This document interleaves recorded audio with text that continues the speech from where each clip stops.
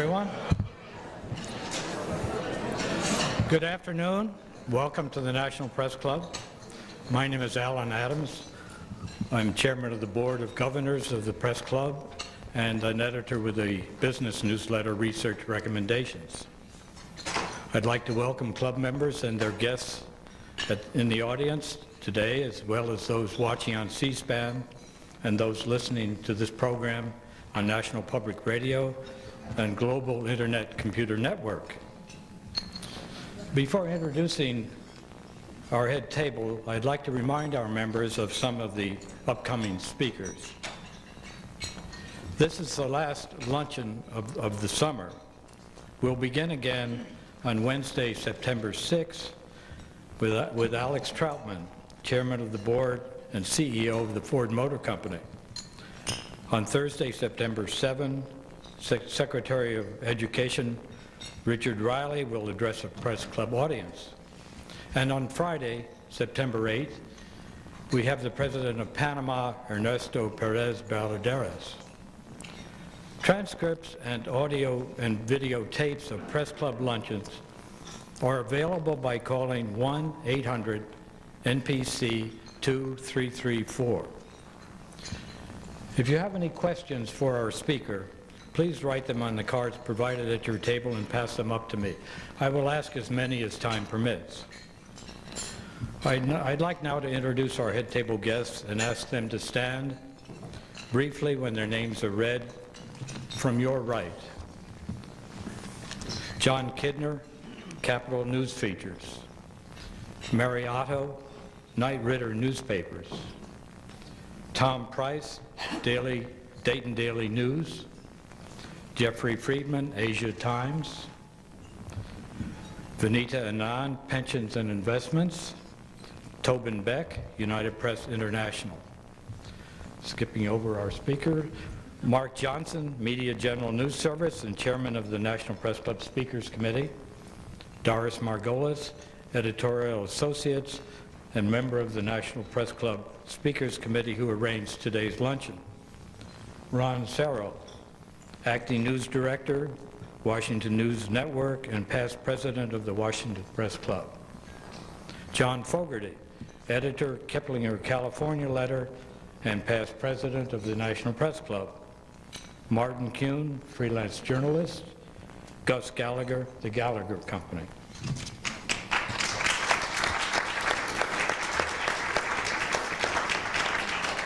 And I'd like to thank staff members Melissa Bender, Pat Nelson, Melanie Abdow-Dermott, and Jeff Tarbell for organizing today's luncheon.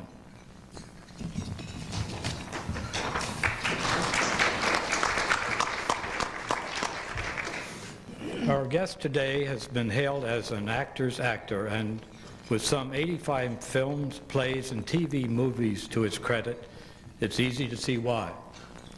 He is equally familiar as a man who speaks out on public issues. No one, says a colleague, has done more for the least popular causes. Actor and activist.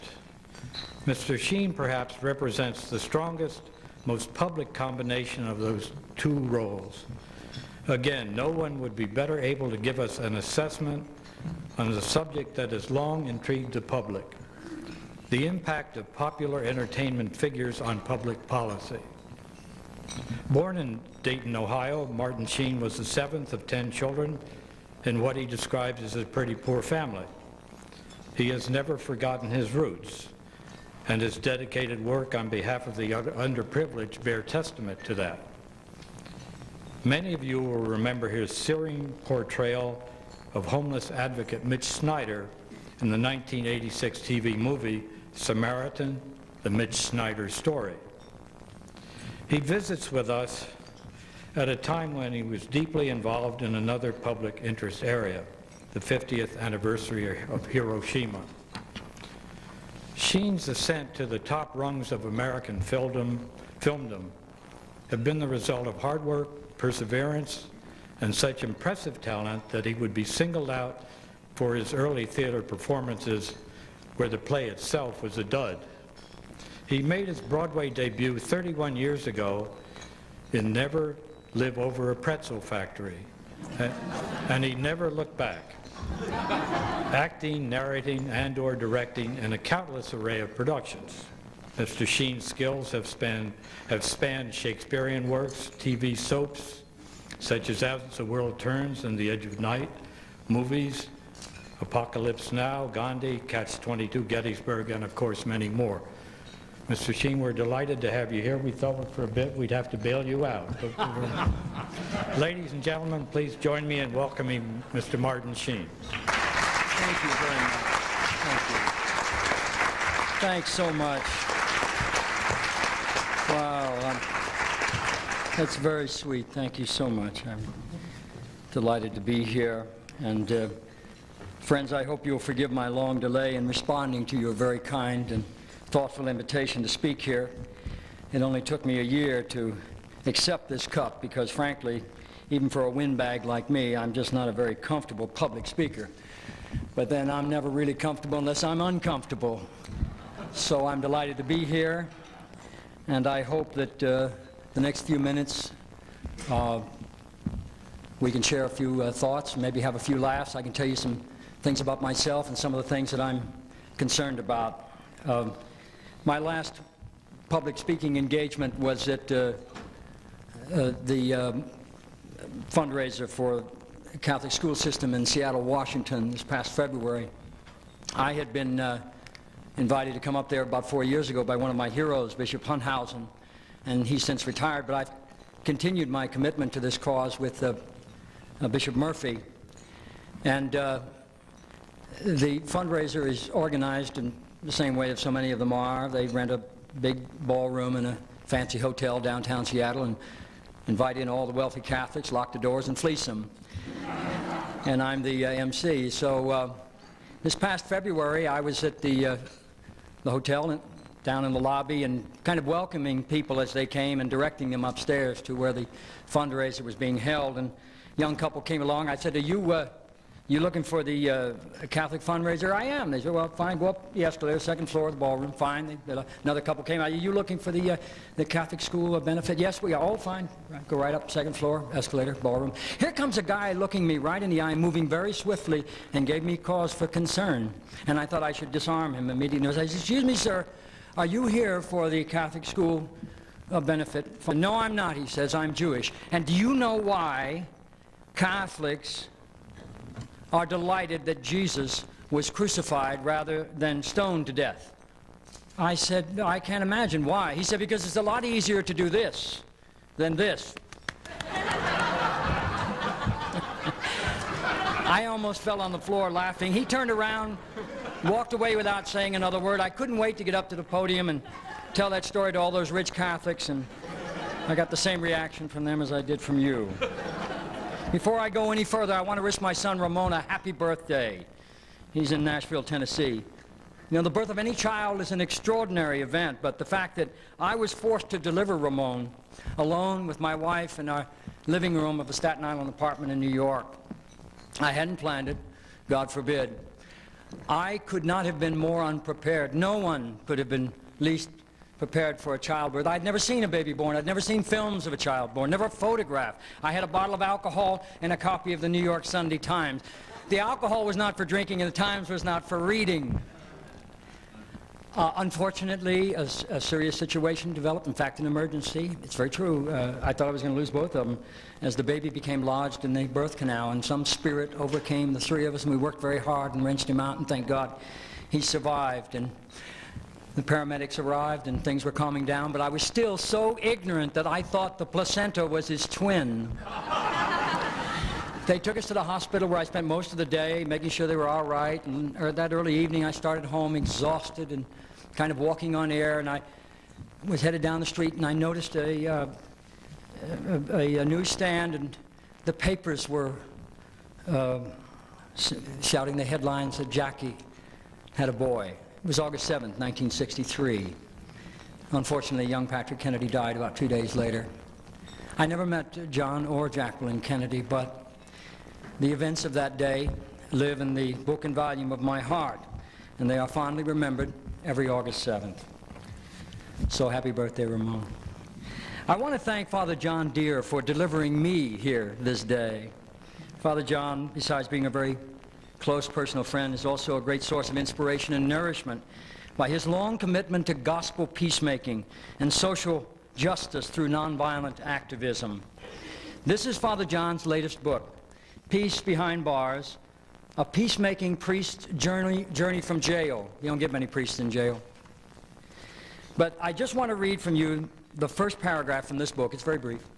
It will tell you who this man is, where he comes from, what he stands for, where he's going. Once I stepped across the line, my life will be changed forever. There will be no going back. I start walking. There, I've done it. I am now officially, illegally, on government property. The Seymour Johnson Air Force Base in Goldsboro, North Carolina. It is Tuesday morning, 2 a.m., December 7th, 1963. I am breaking the law. I have just walked across the down fence onto a military base. I keep on walking. It is dark, the middle of the night. There are 4 of us.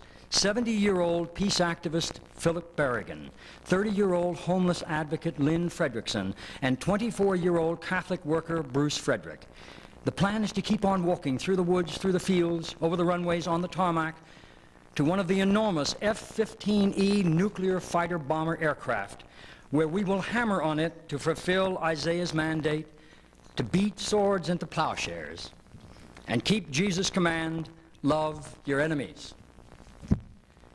It cost Father John 7 months in prison. He's currently still on a 2-year probation. And he joins Daniel Berrigan, one of the founders of the Plowshare Movement, also Father Carl Cabot, who is still in prison for a plowshare action recently in South Dakota, Sister Ann Montgomery, and a handful of other Americans who are truly worthy of the long-promised blessing reserved for the peacemaker. He is also the son of Mr. David Deere, who is a reporter, editor, publisher, and a member of the National Press Club since 1952. Mr. Deere is here present, and Father John is here present. And I'm very grateful to these dear people. Now, I was fortunate enough to play a role in the movie Gandhi. You all know about that film. Well, I'll tell you that it was beloved in Hollywood. Everyone in Hollywood loved it. Oh yeah, everyone in Hollywood wanted to be just like Gandhi, thin, tan, and moral. I'm indebted to the film's director, Sir Richard Attenborough, for casting me in that film, because that film brought me to India in 1981, and India brought me to myself in a very profound way and changed my life forever. I had been raised Catholic, as you heard earlier, one of 10 children. Maybe some of you here know what that's like. First up, best dressed. My parents were both immigrants, God rest them. My father was Spanish, my mother was Irish. And my real name, of course, is Ramon Esteves. I created Sheen as a make-up because at the time I began my career in New York in 1959, there was a great deal of prejudice against Hispanics. And I thought I'd sidestep the whole issue and reinvent myself. Anyway, as a young actor in New York with a big ego and a certain amount of talent, I let my Catholic faith kind of slide. And now, after 21 years of setting my hair on fire and trying to put it out with a hammer, I found myself venturing back into the fold. I've often said that Mother Teresa drove me back to Catholicism, but Daniel Berrigan keeps me there. And my reunion with the Catholic Church was not made in heaven, on the contrary, because I had joined the Church of Vatican II, the Church of Daniel Berrigan and Thomas Merton, Church of Dorothy Day, and the Catholic worker communities, the Church of Cesar Chavez and Archbishop Romero, the Church of Dom Hilda Karma and Mother Teresa and Father Aristide, the church who celebrated the poor and the marginalized, who celebrated and followed the nonviolent Jesus.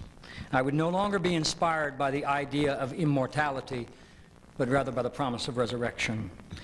And as a result, the past 14 years have been the most difficult, but equally the most meaningful, and by far the happiest of my life. And as Reverend King said, the church is the place to go forth from.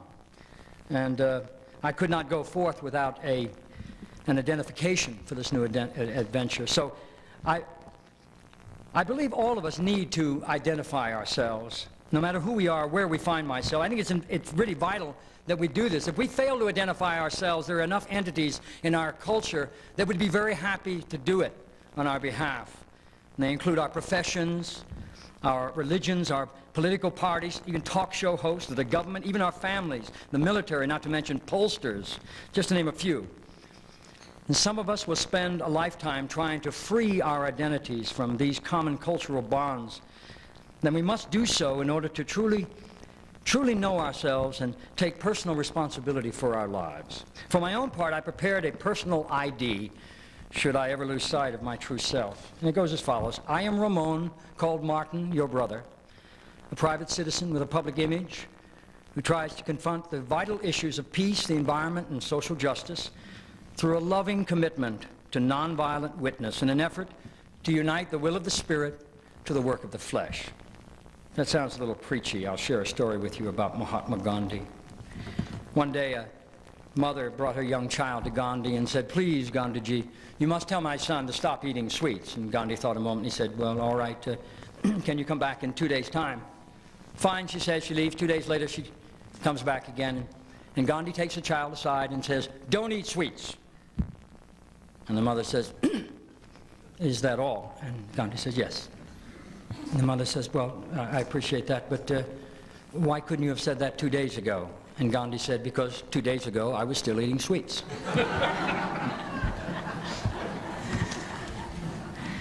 I believe it is very important, I'd say, to identify ourselves. And we begin to identify ourselves by really examining personally who we are before we can go out into the world and announce who we are and know what we want to do. And I believe there's a very deeply personal and very powerful knowingness, or inane truth, if you want to call it that, in each one of us, which demands that we acknowledge our true selves for our own sake. And I believe an important part of that knowingness is the ego. And I believe that the most important part of the ego is to assure us that we are not God. And for most of us, that's a great relief, but for some of us, it's a big problem. I believe we are of God, and I sincerely believe that no matter what we're doing or who we are or where we are in search of God. But we are free to be ourselves. Our lives are wonderful gifts. They are exciting mysteries to be joyfully explored. Our lives are not problems to be solved. We are each of us here for each other. But if we become ego-centered and selfish, focusing only on ourselves with no care or service to others, fear and anger will dominate our lives. And we'll be like the guy standing on the corner on the coldest day of the year who wets his pants. He gets a very warm feeling for a little while, but that's about it. An honest life is not easy. It's not supposed to be. If it were easy, it wouldn't be life, and it certainly wouldn't be honest. I assume that you know what I do for a living, but what I do for peace and social justice is what I do to stay alive. During a recent interview, I was asked if my activism had hurt my career, and without hesitation, I responded, "I hope so. I'd hate to think it was because of bad acting."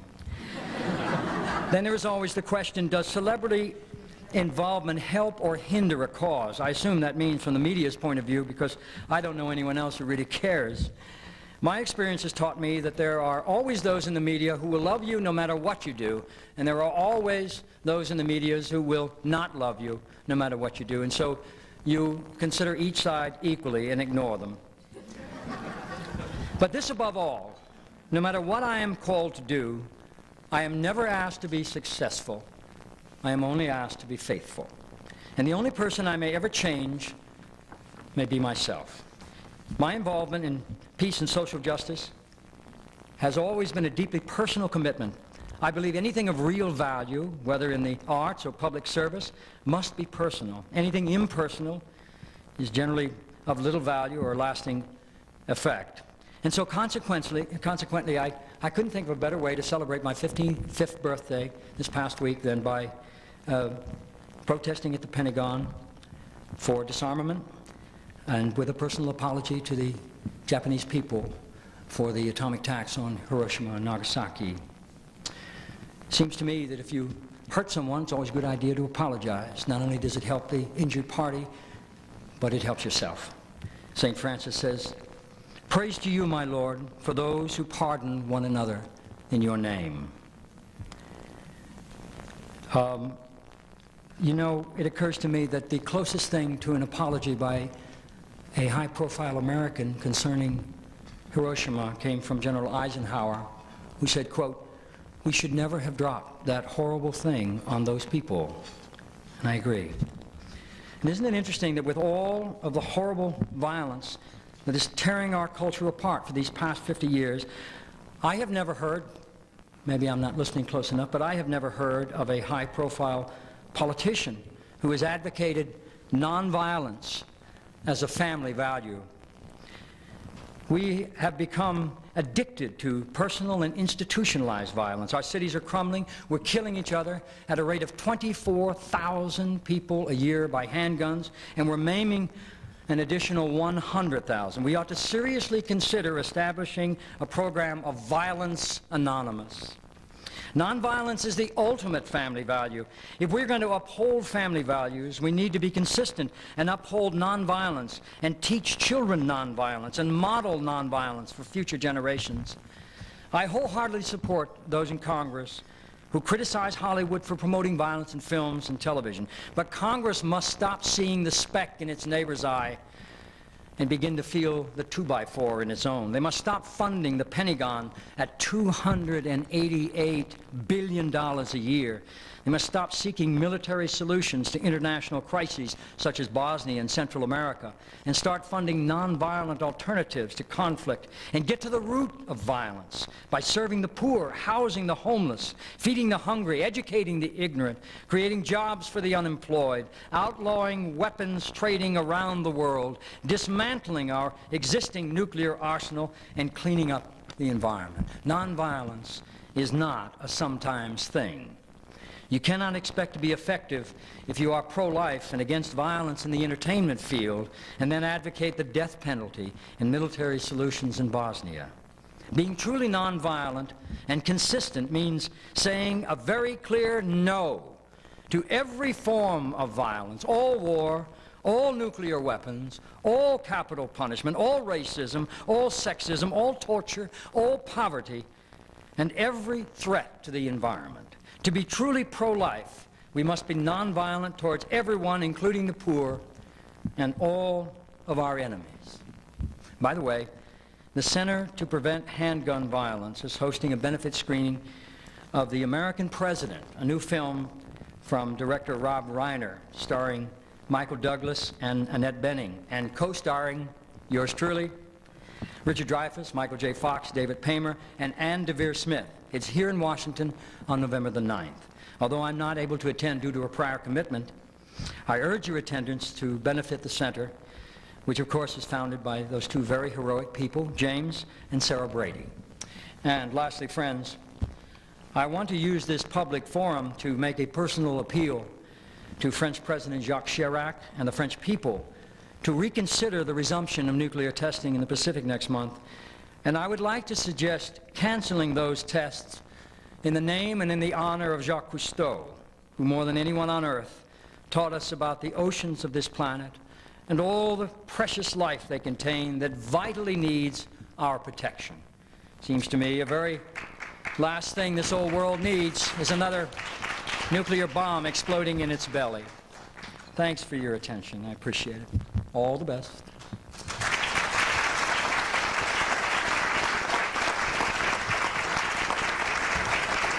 I don't get to sit. I lost my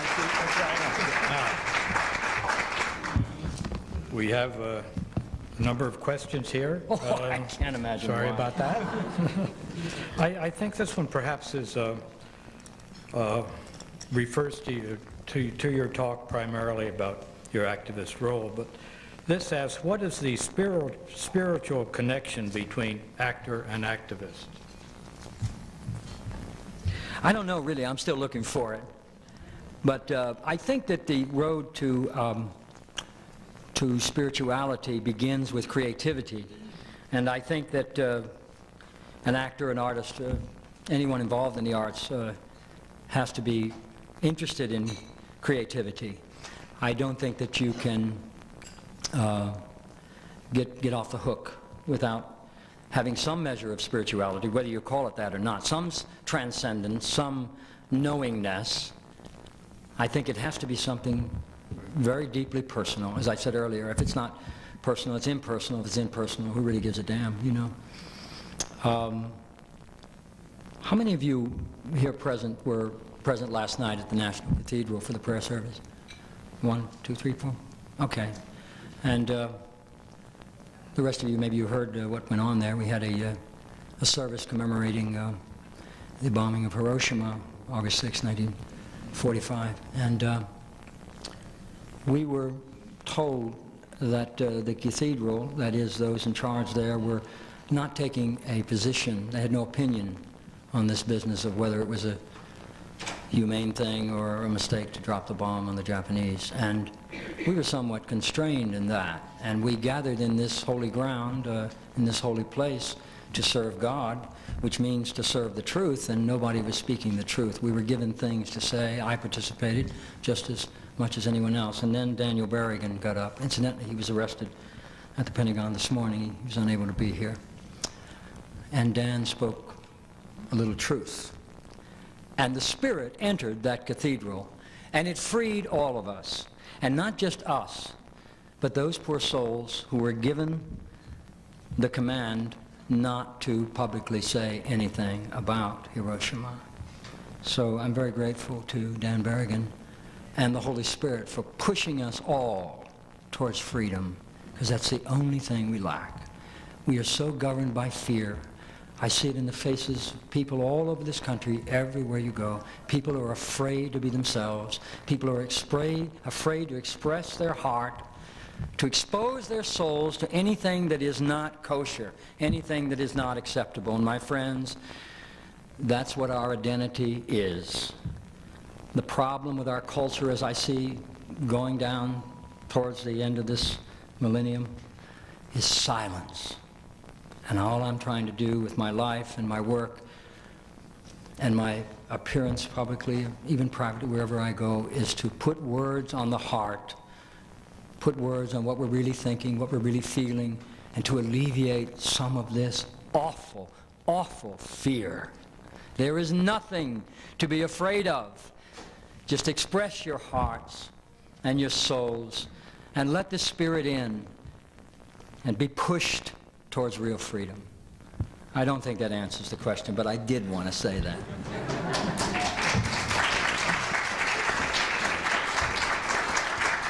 This is a question referring to your suggestion about, or your remarks about apologizing to Japan. Don't you think Japan should apologize for its attack on China, the rape of Nanking, the attack on Pearl Harbor, and the Bataan Death March before the U.S. considers an apology to Japan for Hiroshima? Yes to the first four, no to the last. Sorry. That's all right. I didn't get to sit down. What is the solution for homelessness, the short-term solution? What should Congress do, the President? Oh, God, if I knew the answer to that, I'd be out there doing it. I don't know what it is. It's just homelessness is really a reflection of the problem with everything else in our culture. We are homeless. Homes are demolished all over the place. We destroy the homes we have. We have single parents, we have divorced parents, we have multiple divorces and multiple marriages, and how can we expect to be able to solve problems on the streets when we cannot solve them in our own homes? So all of us are really homeless in a lot of ways. We're spiritually homeless. So I think the homeless on the street are a reflection of who we really are inside, all the things that we hide, all our embarrassments. You know, as an actor, I do publicly what everyone else does privately, and so all those things we're doing privately in our homes. The homeless are doing on the street, and the only way maybe we can change it is by opening our hearts and maybe try to open our doors a little bit, let some of these folks in and listen to them. If only you are touched some way that you become more compassionate towards yourself or your spouse or a child or someone you don't even know, then it is really important to make contact with broken people, people on the street, and homeless. See yourself in them, and let them see themselves in you, and you'll find you have a whole lot in common. I don't know how else to solve it. Mr. Sheen, you're in Washington, so you have to expect this kind of question. As an activist, how do you rate President Clinton's administration? I like him a lot personally, and I think he's doing a good job. I really pull for him. I never saw a guy in public life take such a beating from so many areas. And I think the way he's handling it is really incredible, and I wish him all the best. Naturally, I'd like to see him shut down the Pentagon and end all funding there and destroy all our stockpiled nuclear weapons and use all the money to serve the poor. But I don't think he's really in a position to do that. But I love him personally, and I wish him all the best.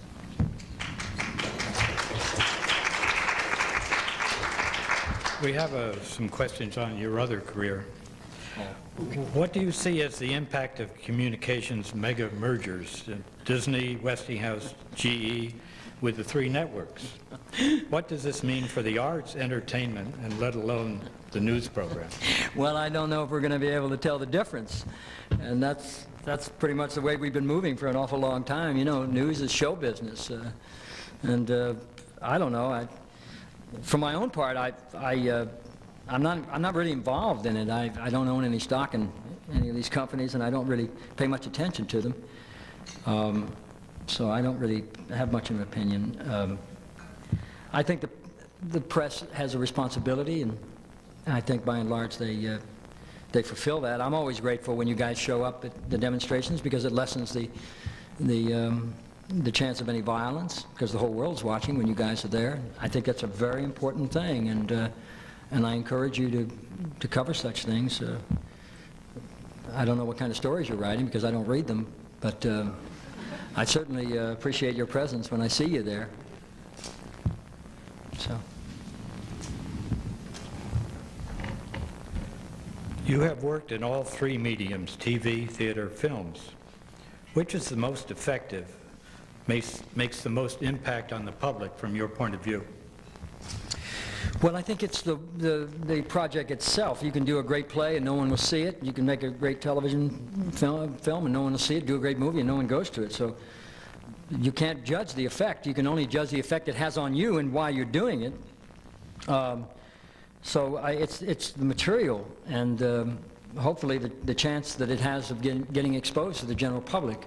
You can't ever control that. I mean, you can spend as much money on publicity as you did on making a film, but you can't guarantee you're going to get a return or that anyone is ever going to see the film or get the point. You know, Samuel Goldwyn once said, if you want to send a message, use Western Union. He was in the entertainment business.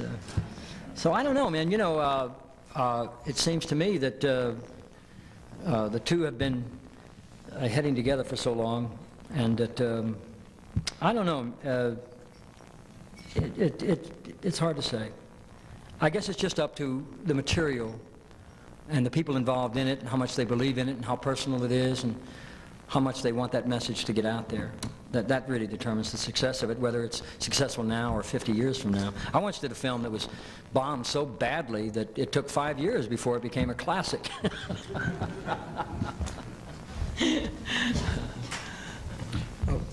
And there are several questions on this subject. What is the responsibility of the entertainment medium when it comes to violence, sex, and what, in my view, is a heavy dose of daily trash on television? What should you and your compatriots be doing about this? It sounds like I wrote that question. I'm certainly in agreement with that. I think it is a bunch of trash, most of it, and unfortunately, you know, I'm involved in it. Don't eat sweets, you know. So you know, I should put the fire out on my head again with this hammer.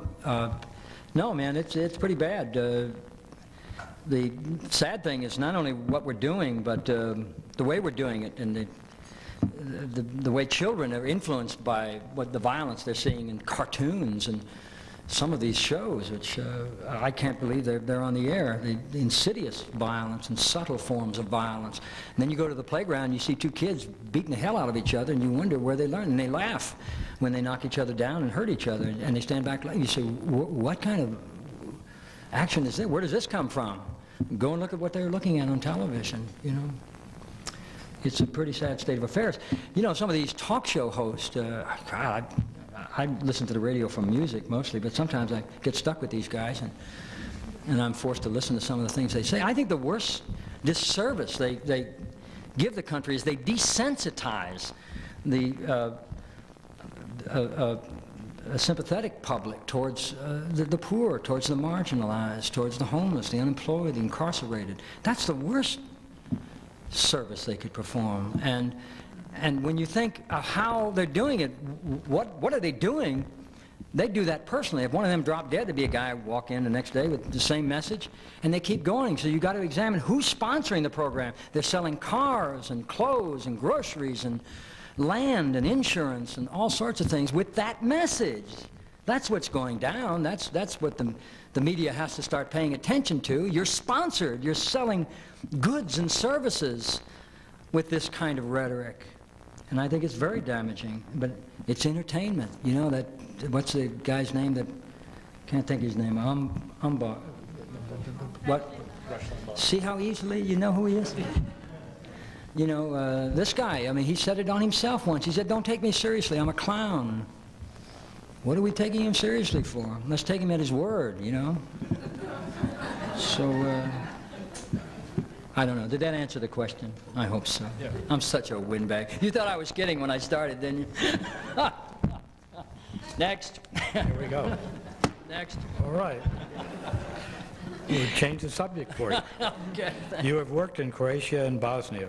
Yeah. What do you think of the recent offensive, and how does it fit your nonviolent persuasion? You don't have to be of nonviolent persuasion to have your heart broken about what's going on over there. I've been to Bosnia-Herzegovina 3 different trips. In 1988, I made a documentary film on Medjugorje, the little place in Bosnia where it is claimed the Holy Mother is appearing to these visionaries, and still is to this day. And that began in 1981. So I went there to investigate it and did a documentary in '88. And then I returned this past year in Zagreb and in Bosnia to film a story, a dramatized story about the events of Medjugorje. The film is called Gospa, which in Croatian means Our Lady. And what I saw even then, and this is of course long before the horrors have descended on it this past year, this past few days, but the country looks like a movie set. Holes in nearly every building of every village along every road. It's heartbreaking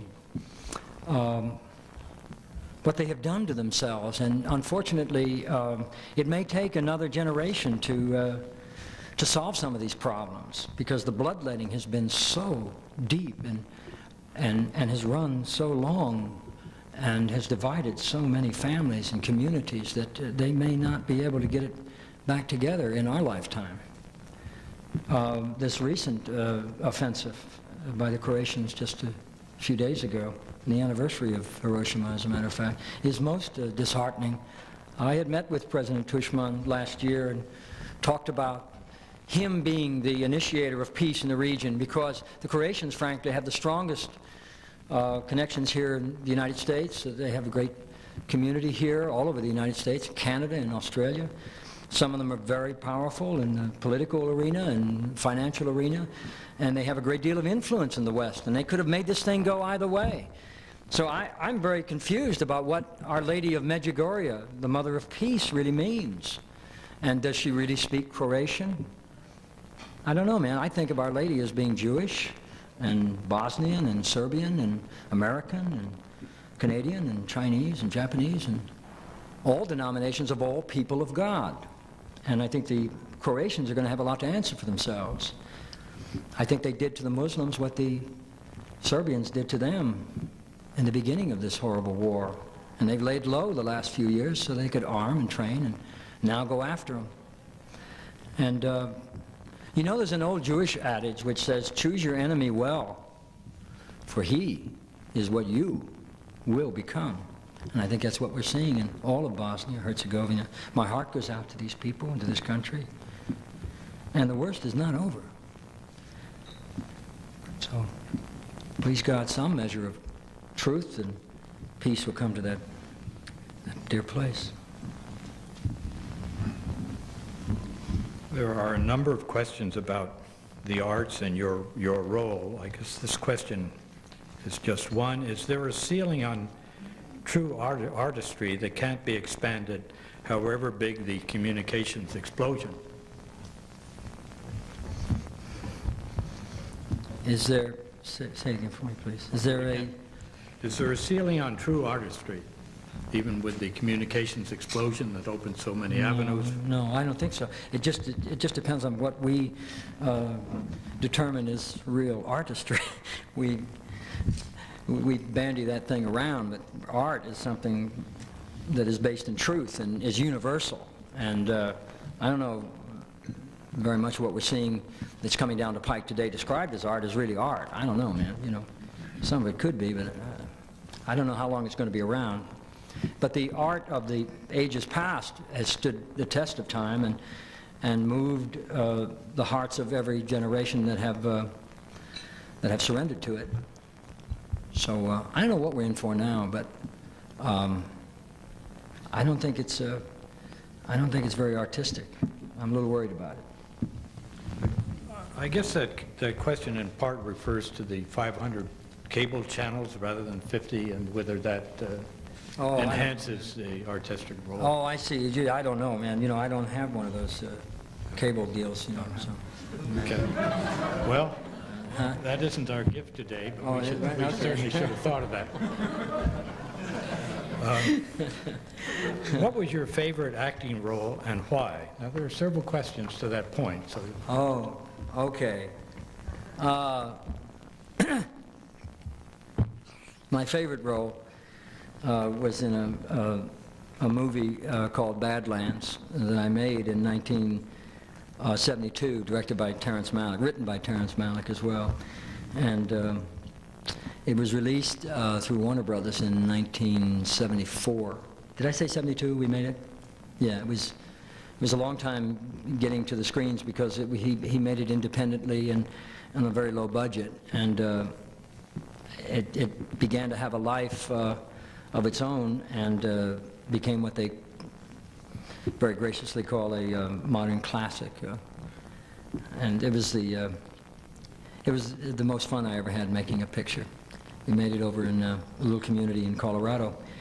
I guess the most important picture, if pictures are important, or at least to me it was important, because it changed my life in so many ways, that I ever did was Francis Ford Coppola's Apocalypse Now, which we made in the Philippines in 1976 and 77.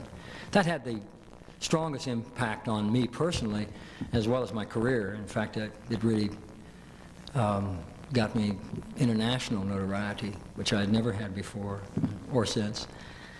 And I'm very grateful to both of those men. They are the best directors I'd ever worked with and best films that I ever made.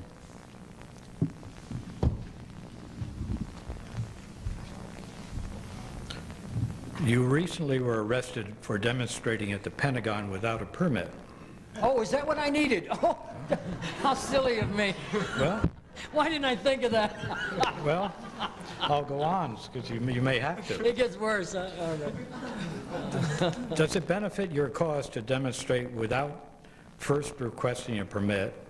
Is there a point to be made, and if so, does the bombing of the federal building in Oklahoma change that point? I don't get the connection. Well, I don't either, exactly. But I think it's to be the point, should you make your presence known when you're with a formal position through a permit. Oh, I see what you mean. Yeah, all right. Well, in fact, I did go there with the permit. I'm commanded to speak the truth, and so I kind of take that personal. And I went there to talk to the Secretary of Defense. And he wasn't receiving that day. It was a little early. And so I hung around and I petitioned those that were preventing us from getting in. I said, well, just give him a call and tell him I'm out here and I'd like very much to see him. No, you can't do that. You have to make an appointment. I said, well, I don't have time. I'm only in town for a little while. And if I had known I needed a permit earlier, I guess I would have applied for one, but I didn't. So there you are, and I'll be back here in court on October 6th to answer for that, unless my good friend and lawyer Joe Cosgrove can represent me there. Well, what is this business of going to the Pentagon? Who was the bank robber? Sutton? I remember him. What was his name? Willie Sutton was asked why he robbed banks, and he said, that's where the money is. I go to the Pentagon because that's where the war planning is made, and that's where the budgets are made that make the weapons, and that's where the people work who have to have some alternative to war making with their lives, I think. Because I don't think we're made whole by doing that. I don't think we're made people. I think we deny a good deal of ourselves if we spend our whole lives preparing for war and making the munitions for war and spending the money for war. Some people do, and they have to answer for that themselves, you know.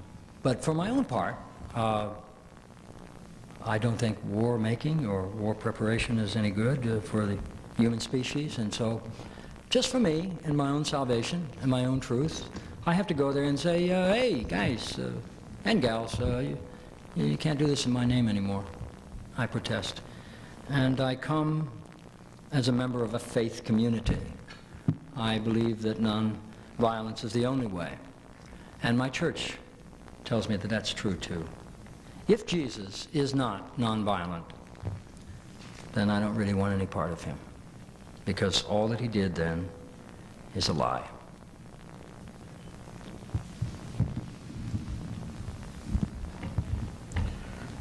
Why does the church you love so much continue to treat women as second-class people? I wish my friend John Deere could answer that. Oh man, you know, it's you know, Dorothy Day called the church the cross that Jesus is crucified on, and that's a very good description. They too need redemption and salvation, and they too are entitled to liberation and freedom. And so we stay in that institution. But the faith is ours, and we have to claim it. As long as we're telling the truth and we're doing it nonviolently and lovingly, that faith is ours. And we have to remind our friends in the church, in the bureaucracy, in the power structure, that we are all God's people, male and female. And the way the church is going now, I don't know if it'll happen in our lifetime, but I think we'll see women priests, and maybe men will have the choice of marriage, as well as women, and can still be ordained.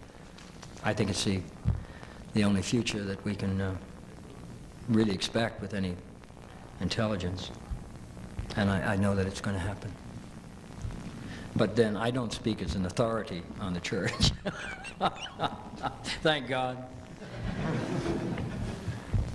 Here is a family question. Oh dear. 2 parts. This is the one I was the most afraid of. 2 parts. Has working with your sons, Charlie Sheen and Emilio Estevez, been a positive or negative experience? And do the 3 of you actively look for projects to do together? Second part. Do you regret... I've already forgotten the first one. Wait a minute. I'll remind you if we get to it. Do you regret that your children followed you into the Hollywood industry? Is that what we're in? I thought we were actors. Oh dear. I really have forgotten the first one. I'm sorry. Okay. Working with your sons, Yeah. did it have a positive, or was it a positive or negative experience for you in the... Okay, I got that. Okay, let me deal with that one first. In fact, the most fun I ever had in my life was working with my children. I've worked with all 4 of them. You know, I have a daughter, Renee, who is also involved in this business, and my son, Ramon, who is also an actor, as well as a country and western singer and songwriter in Nashville. But working with my children is very sacramental because we know all about each other. We know each other's secrets, and so when we work together, we've got to be real careful. We're taking out into a public arena things that are deeply personal, and we've got to be very, very careful with each other's feelings. And so I had an opportunity to direct Charlie and Ramon in a film called Cadence, which we did in Canada in 1989. And not only was I directing, but I was forced to play a large role and was the protagonist in the film. Because we lost another actor and I couldn't replace him. Our budget was too small, and so I had to step into this part and play with these guys. And the responsibility for someone's heart is so precious. It's like someone standing up next to you there and telling the whole room a secret they just told you. That's what acting is like in a lot of ways. It's very freeing, but it is terribly sensitive and sometimes very frightening because all your secrets get out. What I do, basically, as an actor is show you who I am through every role I play. No matter what the name of the character is, I will show you some part of myself. I say, hey gang, look at that, this is Martin. I'm playing Apocalypse Now, and I'm here in this jungle, but boom, and I close it up again. You say, my God, what was that? Oh, that was the character. No, it wasn't. It was me. But I am entitled, I'm given the license, as it were, to explore that part of myself in a public way. And that's what makes it sacramental, because it is truth-saying. It is a community trying to find the truth about something. And sometimes it's very painful, and it's deeply personal work. As I said earlier, if it's not personal, it's nothing. Nobody cares. So, working with these guys is the deepest, most satisfying feeling that I've ever had as an actor, and I look forward to it all the time, and praise be the Lord, I'm going to have it again this October with Emilio, who bought the rights to this play called Homefront, and he's doing it in Austin, Texas. We've just acquired the services of Kathy Bates, and we start filming in October over there. And he's directing and starring, so I get to play his old man. Tough part, huh? But this is something I really look forward to. I'll tell you a little story. Do we have time? One little story? Okay. Because this is interesting. When I was doing Cadence, there was a scene that some of you may know. The story is around this young soldier who's stationed in West Germany in 1965. He comes home to Montana, this very rural area, to bury his father. His mother died some years ago. Now he's an orphan, and he's broken by this whole experience. So I hired a guy to play his father that had known him since childbirth, Matt Clark, a dear friend of mine as well, one of my closest, oldest friends. But Matt could only come and work for one day. He had another commitment in another state, and he couldn't stay any longer than this one day. So I had to film all of his scenes in that one short 24-hour period. And part of the scene he's involved in is in the casket. He has only to lay there and make up that he's dead. And it's Charlie's point of view, looking into the casket, and he puts the wedding band on his father's finger and closes the casket. Then Matt had to go away, and I couldn't film him again for Charlie's reaction to this business. That was filmed 3 days later in a little rural church many, many miles away. Now Charlie has got to somehow recreate in his own self this scene. And he was over at the side, the congregation is singing, and we got this empty casket. What do you do now? Well, it was very obvious to me. I went to the makeup artist and said, can you make me look dead? And he said, you're not too far from it right now. I said, all right, I want to get in the box for Charlie. Let's see if that helps him out. And so I did. Got in the makeup, the suit, hopped in the box and said, action. And Charlie came up to the box and mourned me. And any of you that saw the film know what he did. So powerful, so moving. We got it in one take in the master, but now I needed to do a close-up. So I climbed out of the box and we sat down in the congregation. I asked them to continue the singing while the relighting went on for a close-up. And he was weeping uncontrollably. And I sat next to him. And he said, it's real rough to do this, he said, because I know I'm going to have to do it for you someday. And I said, well, I hope it's me that goes first, because I couldn't handle it if it were you. And that's why it is sacramental. It is about a work of the heart. And if it is not about that, it's really not about anything. So working with those guys is the greatest joy that I can possibly ever hope for. I've already experienced it, and I look forward to it more than anything else in life. I praise them, I thank them, each one of them. They're my closest friends, they're fellow actors, and I adore them. Emilio, Ramon, Carlos, and Renee.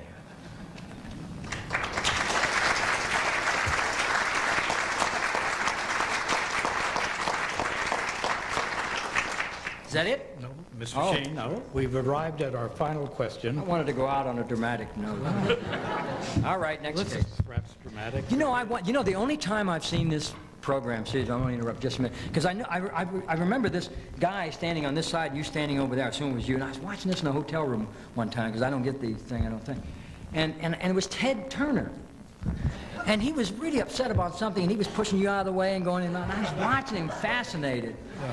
I had the pleasure of working with Ted Turner as an actor. Not many people have had that experience in Gettysburg.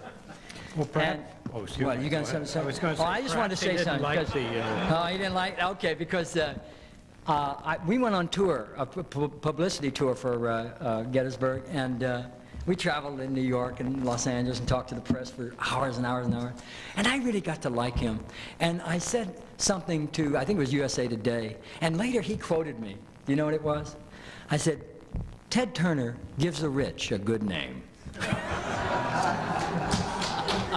Well, Mr. Turner also got a copy of it's a copy of mine? Not yours. Oh, okay. Certificate of appreciation for your appearance here. Oh, thank you. And for your morning cup of coffee. All and right, National Press thank Club you. mug, Thanks so emblem, much. Thank all of you. You've been so kind and patient. I appreciate it.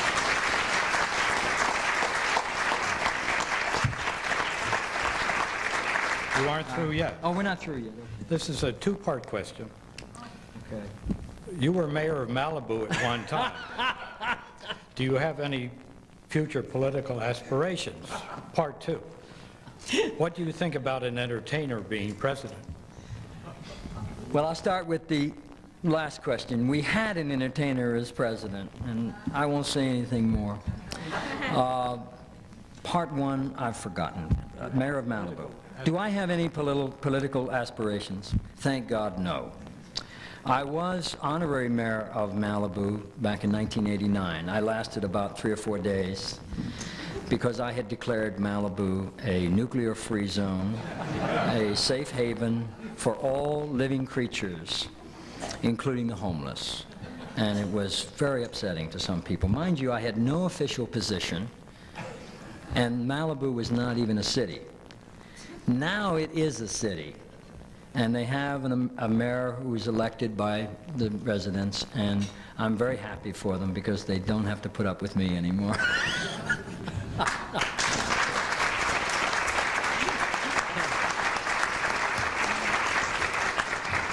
Thank you very much. Is that it? That's All it. All right, thank you. Thank you. It's very good indeed. Really enjoyed it. Wonderful.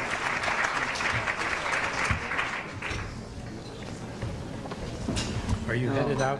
Where Yeah, I got to go to Dayton, Ohio. Your home base? Yeah, it's my hometown. Yeah. My brother over there has had a stroke. I heard that. I got to go back and talk to him. Oh, all right, thanks.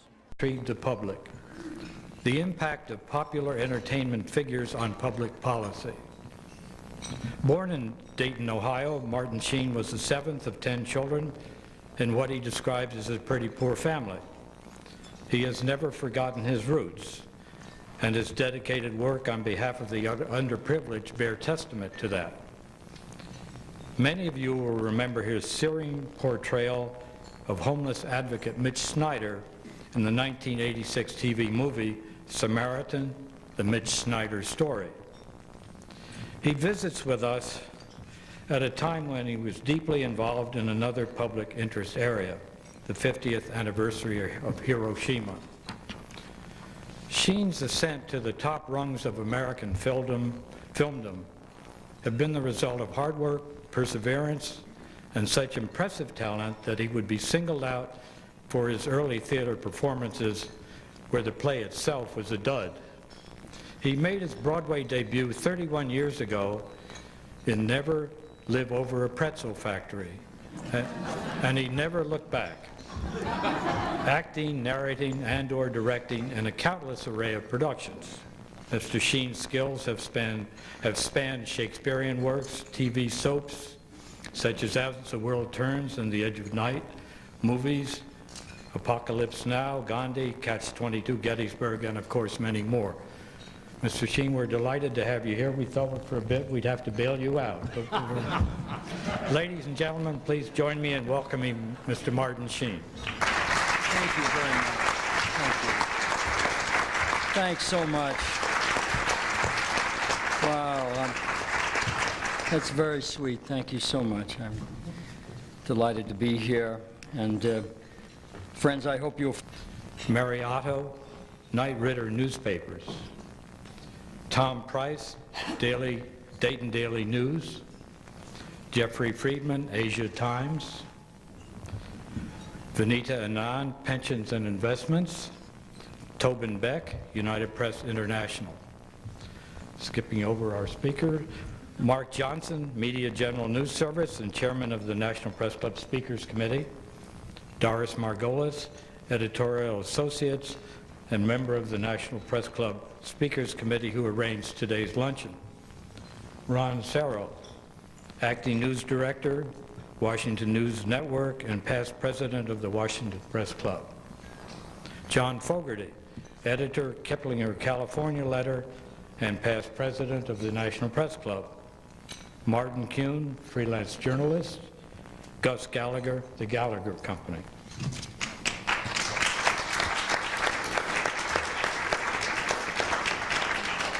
And I'd like to thank staff members Melissa Bender, Pat Nelson, Melanie Abdow-Dermott, and Jeff Tarbell for organizing today's luncheon.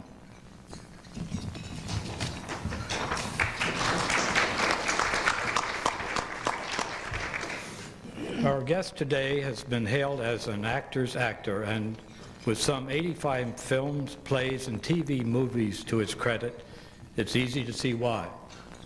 He is equally familiar as a man who speaks out on public issues. No one, says a colleague, has done more for the least popular causes. Actor and activist. Mr. Sheen perhaps represents the strongest, most public combination of those two roles. Again, no one would be better able to give us an assessment on the subject that is long in... Jesus was crucified rather than stoned to death. I said, no, I can't imagine why. He said, because it's a lot easier to do this than this.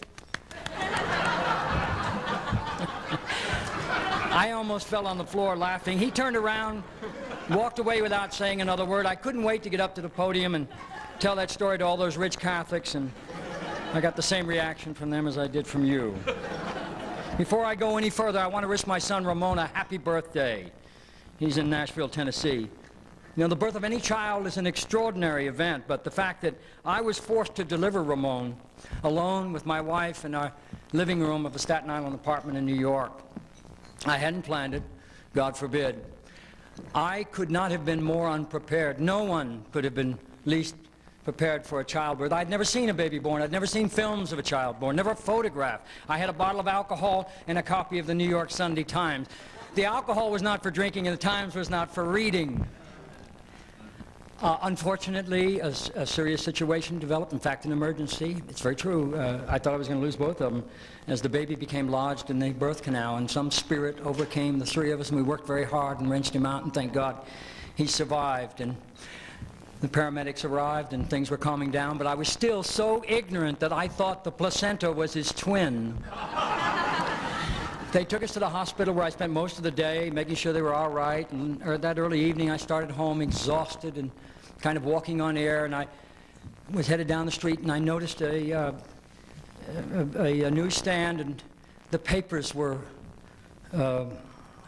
shouting the headlines that Jackie had a boy. It was August 7th, 1963. Unfortunately, young Patrick Kennedy died about 2 days later. I never met John or Jacqueline Kennedy, but forgive my long delay in responding to your very kind and thoughtful invitation to speak here. It only took me a year to accept this cup because, frankly, even for a windbag like me, I'm just not a very comfortable public speaker.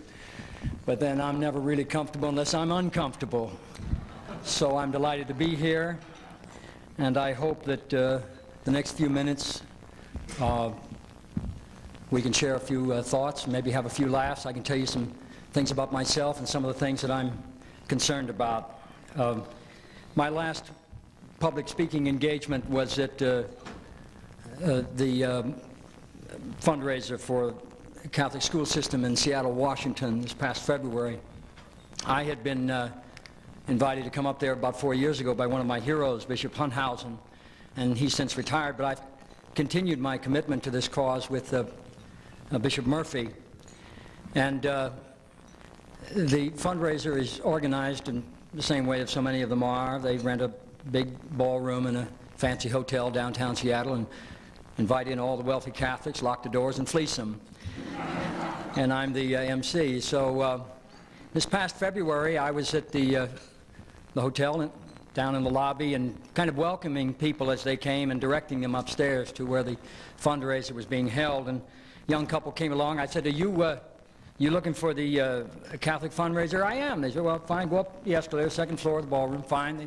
Another couple came out. Are you looking for the Catholic school benefit? Yes, we are. Oh, fine. Right. Go right up, second floor, escalator, ballroom. Here comes a guy looking me right in the eye, moving very swiftly, and gave me cause for concern. And I thought I should disarm him immediately. I said, excuse me, sir, are you here for the Catholic school benefit? No, I'm not, he says. I'm Jewish. And do you know why Catholics are delighted that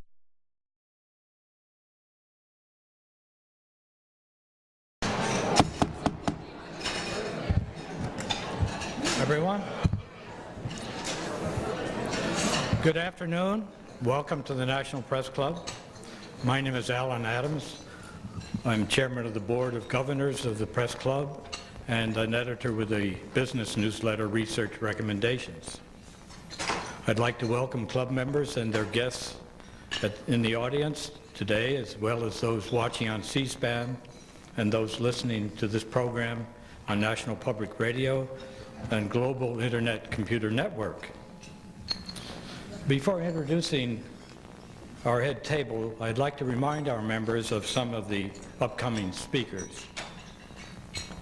This is the last luncheon of the summer. We'll begin again on Wednesday, September 6th, with Alex Troutman, Chairman of the Board and CEO of the Ford Motor Company. On Thursday, September 7th, Secretary of Education Richard Riley will address a press club audience. And on Friday, September 8th, we have the President of Panama, Ernesto Perez Baladeras. Transcripts and audio and video tapes of press club luncheons are available by calling 1-800-NPC-2334. If you have any questions for our speaker, please write them on the cards provided at your table and pass them up to me. I will ask as many as time permits. I'd like now to introduce our head table guests and ask them to stand briefly when their names are read. From your right, John Kidner, Capital News Features.